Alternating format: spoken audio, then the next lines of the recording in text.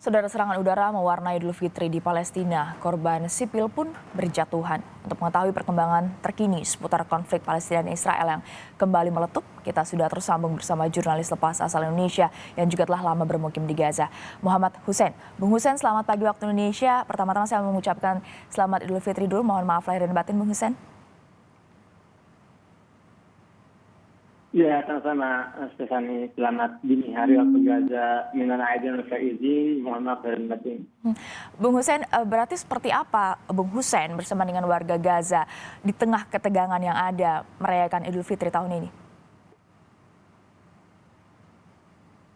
Ya, ini bukan pertama kalinya kita menjalankan Idul Fitri di tengah dentuman bom. Memang sangat berbeda dengan nuansa Idul Fitri lainnya karena memang hampir tidak ada sensasi sukacita. Namun setiap hari kita diselimuti oleh rasa mencekam dan rasa takut ya, yang manusiawi tentu, di mana kita bisa waktu-waktu menjadi korban pemboman dari pesawat tempur Israel. Bung Hussein, betul ya, berada tepat di Gaza. Boleh mungkin deskripsikan kepada kami, Bung Hussein, apa yang Anda dengar, apa yang Anda lihat di luar saat ini? Ya, sampai sekarang kita berbicara, ini saya mendengar dentuman di luar jendela saya. Dan semalaman ini memang adalah malam yang paling parah.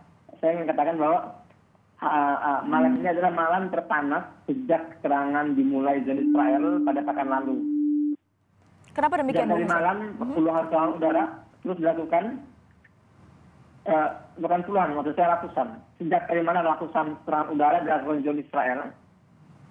Bahkan sampai saat ini ada beberapa keluarga Gaza yang masih terjebak di dalam reruntuhan setelah rumahnya itu dibombardir bersama penghuninya.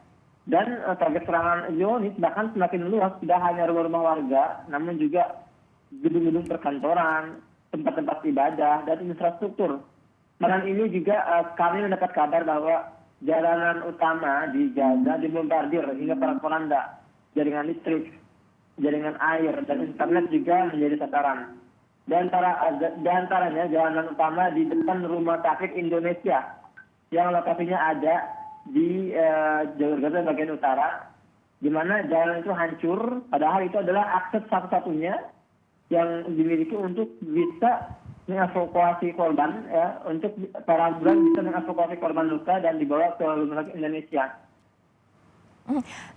Jadi informasi yang didapatkan sejauh ini, Bung Hussein, seperti apa suplai logistik, kemudian juga fasilitas kesehatan dengan semakin banyaknya jumlah korban dan juga bahkan ada juga gangguan di tengah lalu lintas untuk membawa korban ke rumah sakit maupun juga suplai listrik. Sejauh ini seperti apa? Iya, memang kondisi sangat parah sekali.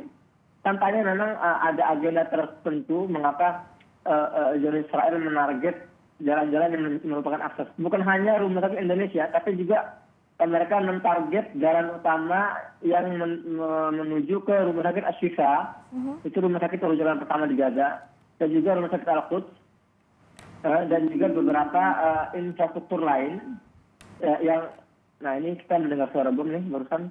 Yang memang ini hanya memperburuk suasana dan menambah perih ya derita warga Gaza dalam beberapa hari terakhir ini.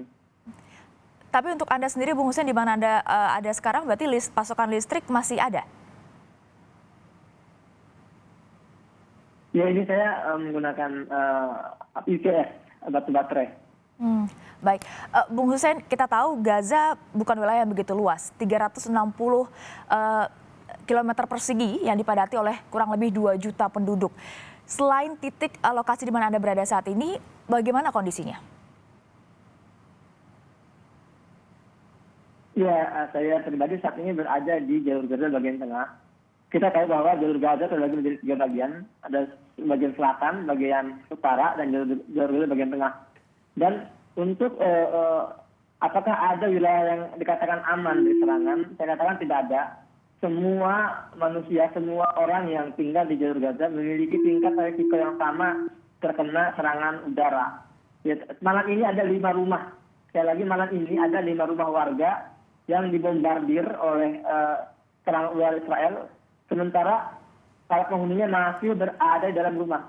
Beberapa menit yang lalu saya dapat kabar ada 5 orang anak yang berhasil dievakuasi dari bawah runtuhan. Sementara masih banyak lagi korban-korban yang belum bisa dievakuasi dan belum diketahui nasibnya apakah terluka atau terbunuh, dan ini ternyata tim medis masih terus berusaha untuk melakukan tugasnya. Berarti hampir seluruh titik di Gaza sama kondisinya, termasuk dengan suplai makanan tadi juga, dan air bersih di sana juga sama berarti kondisinya, Bung Hussein? Iya, kalau bicara tentang suplai makanan, suplai air bersih, dan listrik ini memang sudah parah sebelum adanya eskalasi. Ya, sejak tahun 2006 jalur Gaza ini sudah diblokade, artinya logistik dibatasi, krisis air bersih sudah terjadi sangat lama, listrik hanya mengalir selama 6 jam per hari, dan ini semakin diperburuk oleh adanya eskalasi dan serangan Israel ke Gaza dalam kesepekan terakhir ini. Lalu bagaimana dengan kebutuhan sehari-hari dengan suplai yang terbatas ini, Bung Hussein? Ya, di sini masalahnya warga Gaza dipaksa harus menahan lapar meskipun Ramadan sudah selesai. Ya, maka dari itu saya pribadi yang sebagai salah satu sosok yang mengelola lembaga kemanusiaan, kita terus berusaha untuk mengumpulkan donasi dan mendistribusikannya. Alhamdulillah, insya Allah hari ini kita masih terus mendistribusikan logistik mendesak kepada keluarga-keluarga yang menjadi korban serangan Israel dalam 1 pekan terakhir ini. Bung Hussein, saya mau konfirmasi, Anda boleh koreksi kalau saya salah. Di sana ada 5 warga negara Indonesia. Anda masih menjalin komunikasi intensif dengan mereka. Bagaimana keadaannya? Iya, benar. Sampai beberapa menit yang lalu saya masih komunikasi. Saya berada di jalur bagian tengah, sementara sahabat-sahabat saya WNI tinggal di jalur bagian utara. Dan wilayah utara itu adalah wilayah yang paling masif, ya, yang paling menjadi target bulan-bulanan Israel. Dan makanya tadi ketika saya mendengar ada serangan masif di sekitar rumah sakit Indonesia, saya langsung menghubungi sahabat saya, dan dia alhamdulillah dalam keadaan sehat walafiat, meskipun dia mengaku dentuman bom yang dia dengar itu sampai mengguncang rumah tempat tinggal dan benar-benar sangat intens serangannya. Bung Hussein, Anda pernah menyebutkan bahwa ada dualisme pemerintahan di sana. Dengan eskalasi yang semakin meningkat, bagaimana sikap dari kedua kubu ini, Bung Hussein, saat ini? Iya, memang unik sekali kalau kita bicara ada dualisme, ini kita hanya bicara pada sektor politik. Ada perbedaan antara pandangan politik. Namun, dalam perjuangan atau perlawanan, itu semua bersatu. Di Gaza ini ada 12 faksi perlawanan, di mana saya sendiri itu bersatu padu dalam satu gerakan. Mereka menandakannya ruang koordinasi. Jadi mereka semua saling bersatu padu meluncurkan roket-roket balakan ke arah kota-kota yang dikuasai oleh zona Israel. Dan sejauh ini kita tahu ada sejumlah pihak yang berupaya untuk melakukan mediasi. Salah satunya juga adalah Mesir. Berkaca dari tahun-tahun sebelumnya, dari perspektif Anda, Bung Hussein, seberapa besar peluang mediasi ini bisa berhasil? Sebetulnya cukup besar, ya, karena memang tampaknya pihak Israel ini juga sudah tidak sanggup menahan lagi roket-roket yang terus jatuh di Tel Aviv, karena saya juga terus mengikuti pihak Mesir semakin mendekati tercapainya kesepakatan gencatan senjata. Namun memang sampai sejauh ini itu kesepakatan ini terbentur pada keputusan Israel yang bersikeras tidak mau menarik pasukannya dari wilayah Masjid Al-Aqsa, karena itu adalah salah satu syarat yang diajukan oleh para pejuang di Gaza. Jika memang mau tercapai kesepakatan gencatan senjata ini, hal yang paling utama adalah menarik pasukan Israel dari wilayah Masjid Al-Aqsa, kemudian dari desa Sheikh Jarrah, dan melepaskan tawanan-tawanan yang ditangkap dalam eskalasi terakhir di tepi barat. Baik, terima kasih Bung Hussein telah berbagi perspektif pada kami pagi hari ini di waktu Indonesia. Hati-hati terus Bung Hussein dan semoga sehat selalu. Terima kasih banyak.